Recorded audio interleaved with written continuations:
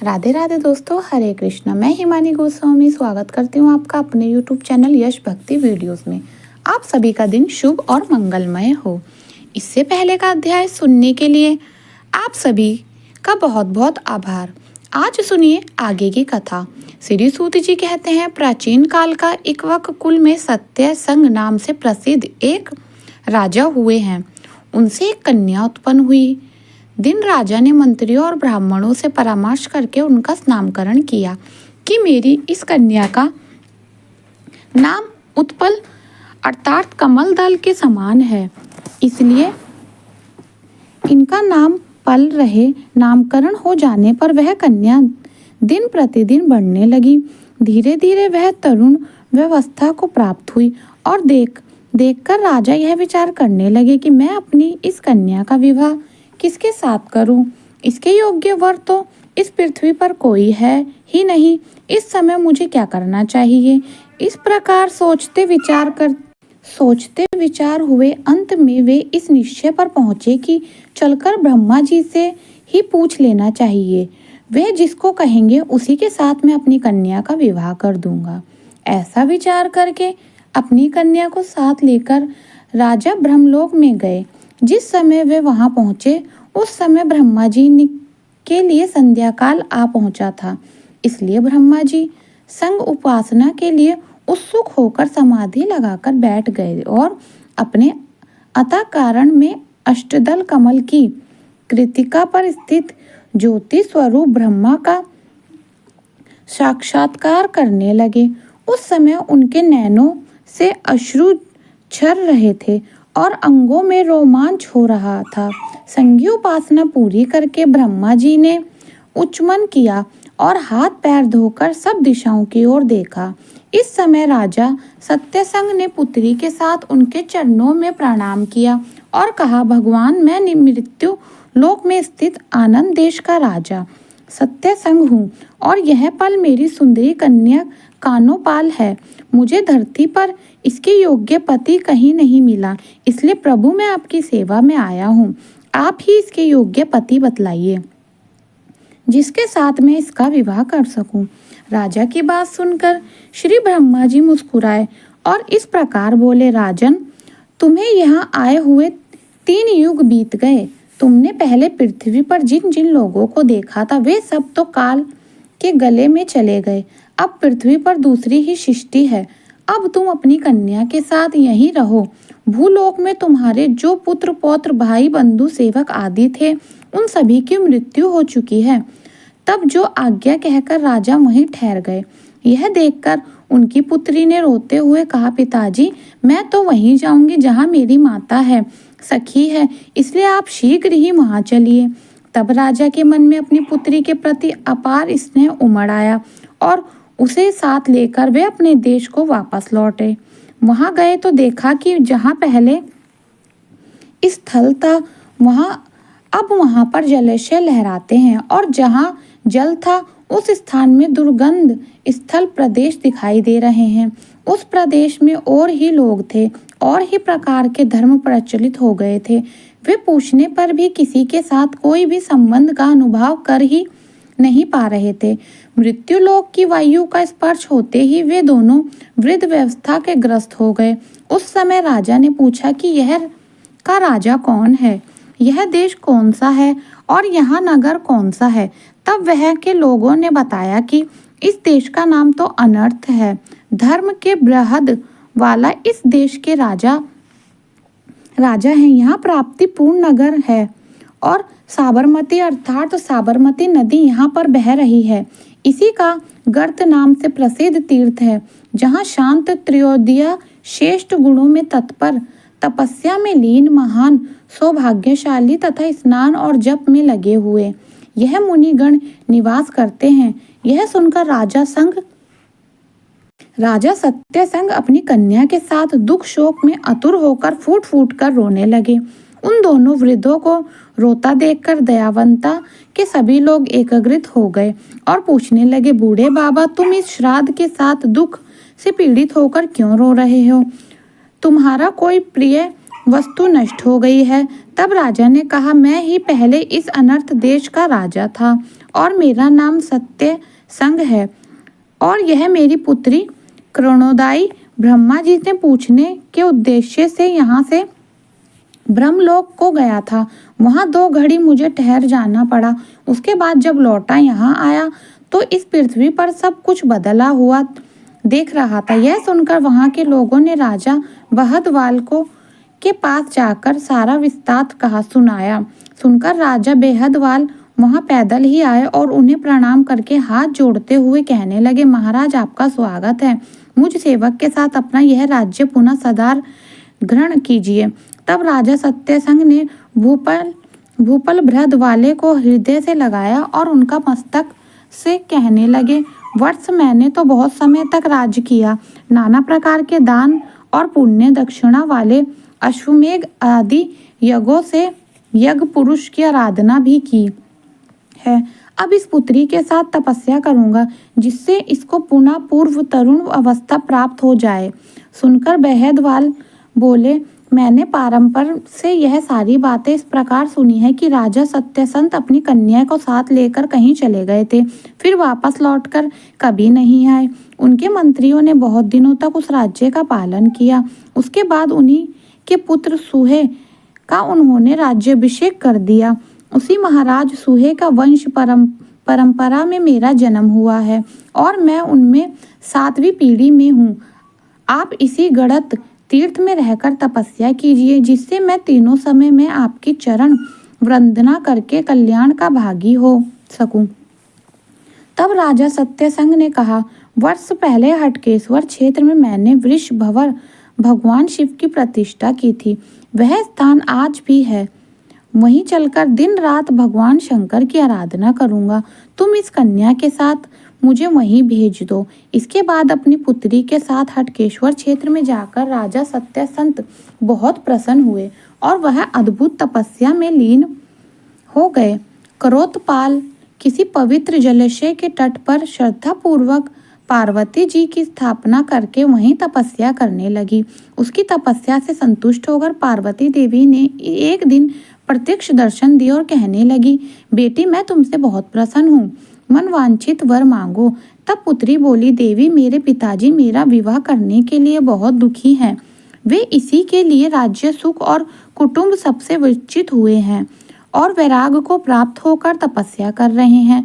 मैं कुमारी से अचानक वृद्ध हो गई हूँ, अतः अब यही प्रार्थना है कि मेरी वह तरुणाई और सौंदर्य पुनः लौट आए और मुझे कोई श्रेष्ठ पति भी प्राप्त हो। तब देवी पार्वती बोली, सुबह माघ मास के तृतीया को जब शनिवार दिन हो, घनिष्ठा नक्षत्र का योग हो, तब तुम यौवन और रूप का चिंतन करती हुई इस पुण्य जलाशय में स्नान कर लेना। इससे तुम्हारा शरीर युवावस्था से संपन्न और दिव्य रूप से सुशोभित हो जाएगा। दूसरा कोई स्त्री भी जो इस दिन इसी उद्देश्य से यहाँ स्नान करेगी ऐसे ही दिव्य रूप से सुशोभित होकर, ऐसा कहकर देवी पार्वती जी अंतर्ध्यान हो गई। फिर वह योग आने पर कर्ण उत्पल्य ने रूप सौभाग्य यौवन तथा अन्य मनोरथ का चिंतन करके आधी रात को जल में प्रवेश किया। स्नान करके वह दिव्य रूप और यौवन से संपन्न होकर जलाशय से बाहर निकली। इसी समय उसके समीप साक्षात कामदेव आए और बोले, महाभागो मैं पार्वती जी का आज्ञा से तुम्हारे पास आया हूँ, कामदेव हूँ, तुम मेरी पत्नी बनो।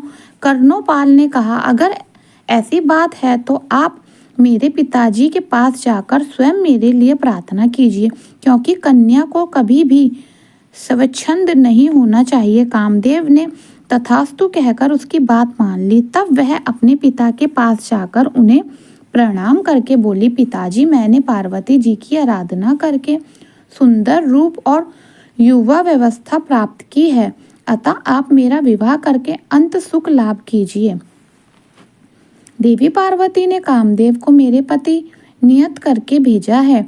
तब अपनी कन्या को पूर्ववर्त युवावस्था से युक्त देखकर राजा कहने लगे, बेटी आज तो मेरी तपस्या सफल हो गई, मैंने जीवन का फल पा लिया। इतने में ही कामदेव ने आकर प्रार्थना की, हे राजन आप अपनी कन्या मुझे प्रदान कर दीजिए। इसके लिए पार्वती देवी ने स्वयं मुझे यहाँ भेजा है। तब राजा ने ब्राह्मणों के वचन से अग्नि को साक्षी बनाकर अपनी कन्या का विवाह कामदेव के साथ करा दिया। वह रात्रि के बाद कामदेव की प्रीति का पात्र हुई, इसलिए प्रीति नाम से विख्यात हुई। जिस जलाशय पर उसने तपस्या की वह कर्ण उत्पल्ला तीर्थ के रूप में प्रसिद्ध हुए। जो भी स्त्री और पुरुष माघ के महीने में उसमें स्नान करते हैं उन्हें प्रयाग स्नान का फल प्राप्त होता है और कभी बंधुओं के वियोग का कष्ट नहीं भोगना पड़ता। श्री सूत जी कहते हैं, अब एक और वृत्तांत सुनो। याज्ञवल्क्य जी के 2 पत्नियां थी, दोनों ही सब प्रकार के सुदृढ़ों से संपन्न थी। उनमें से जो बड़ी स्त्री थी उसका नाम मैथ्या था और छोटी का नाम कात्यायनी था। उन दोनों के द्वार निमित्त 2 सुंदर कुंड हटकेश्वर क्षेत्र में विद्यमान है। वहां स्नान करने वाले मनुष्य महान अभ्युदयकारी उत्तम लोकों को जाते हैं। कात्यायनी और प्रीतिप्रता डाली के 2 उत्तम तीर्थ हैं, जहां पर वैराग्य को प्राप्त होकर आई हुई कात्यायनी को लाडली देवी का बोध कराया था। जो नारी मार्ग शुक्ल पक्ष की तिथ्या को वहां एकाग्रत चित्त होकर स्नान करती है वह अखंड सौभाग्यवती होती है। जो स्त्री दुर्भाग्य युक्त कानी बूढ़ी और नाटी है वह भी उस तीर्थ में स्नान करके प्रभाव से अपना अभीष्ट मनोरथ प्राप्त कर लेती है। एक दिन कात्यायनी फल लेने के लिए अपने से बाहर निकली।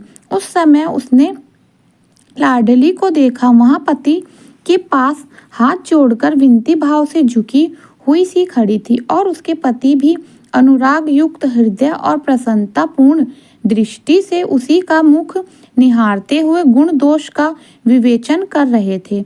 उन दोनों पति पत्नी को एक दूसरे से अत्यंत प्रसन्न देखकर कात्यायनी अपने मन में कि विचार करने लगी कि यह तपस्विनी धन्य है जिसका पति इसके मुख की ओर प्रेम से देखते हुए गुण दोषों का विवेचन कर रहा है। पत्नी के प्रति इसके हृदय में तो अत्यंत अनुराग और स्नेह है।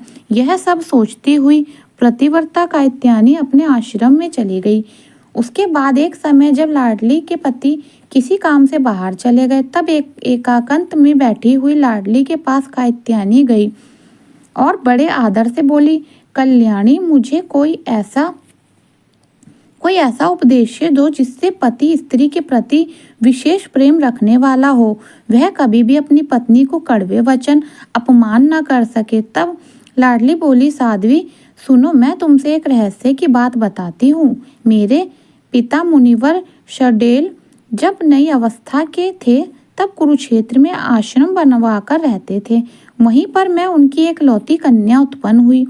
उस तपोवन में ही मैं क्रम बढ़ी हुई हूँ और होम के समय पिताजी की यथा योग्य सेवा करती रही। प्रतिदिन उनके लिए निवर आदि धन्य लाया करती थी। एक समय मेरे पति के आश्रम में मुनीश नारद जी आए। मैंने पिताजी की आज्ञा से उनके पैर धोकर स्थानांतरित कराया और उनकी थकावट दूर की। भोजन के अंत में जब मुनि सुखी से विराजमान हुए तब मेरी माता ने उनसे विनयपूर्वक पूछा, हे मुनिवर, यह हमें एक कन्या पैदा हुई है जो हमें प्राणों से भी अधिक प्यारी है। अंत इसके लिए कोई सुखदायक पति प्राप्त हो ऐसा उपाय बतलाइए। कोई व्रत नियम हो मंत्र हो तो बतलाइए जिसके करने से इसको कोमल स्वभाव वाला सद्गुण पति प्राप्त हो, जो प्रिय बोलने वाला तथा पर स्त्री से विमुख रहने वाला हो। मेरे माताजी ने यह वचन सुनकर नारद जी कहने लगे कि हटकेश्वर क्षेत्र में पंचपिंडा गौरी है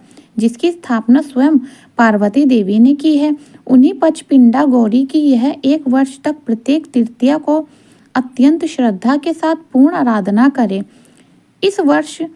इस प्रकार वर्ष समाप्त होने पर यह यथा योग्य पति प्राप्त कर लेगी। ऐसा कहकर माता से विदा लेकर मुनि श्रेष्ठ नारद जी प्रसन्न पूर्वक तीर्थ यात्रा को चले गए। यह वृत्तांत सुनकर लाडली ने कहा, हे कात्यायनी कुमारी, होते हुए भी मैंने नारद जी की आज्ञा का उत्तम पति की इच्छा रखकर मार्गशीर्ष माघ से आरंभ करके 1 वर्ष तक प्रत्येक तृतीया को भक्ति पूर्वक पंचपिंडी गौरी की आराधना की और गंधमाला अनुलेखन तरह तरह के दान और नवेद आदि की द्वारा उनका पूजन किया। उसी के प्रभाव से मुझे यह जमिनी नाम वाले श्रेष्ठ द्विजपति रूप में प्राप्त हुए।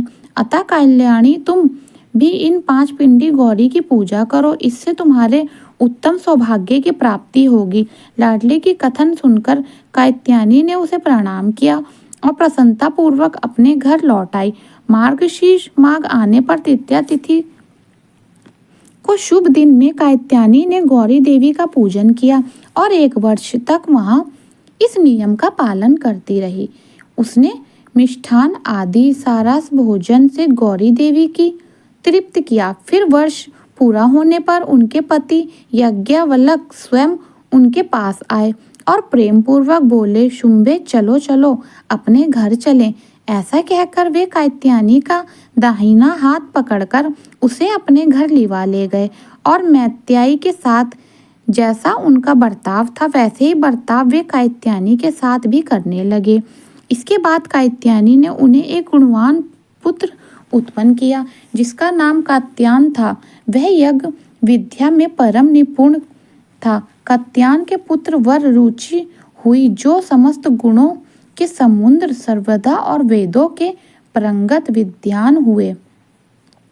उन्होंने हटकेश्वर क्षेत्र में विद्यार्थियों के लाभ के लिए श्री गणेश जी की स्थापना की है। चतुर्थी और शुक्रवार के योग में उन गणेश जी की विशेष रूप से आराधना करके द्विजवेद देवंग का परंगत विधान होता है। हरे कृष्णा। कथा को अंत तक सुनने के लिए आप सभी का बहुत बहुत आभार है। इससे आगे का विस्तार आप सभी अगले अध्याय में सुनेंगे। तो यह था आज का अध्याय। राधे राधे। अगर मेरा वीडियो आपको पसंद आया हो तो प्लीज़ चैनल को लाइक शेयर सब्सक्राइब करना ना भूलें और प्यारा सा कमेंट जरूर करें।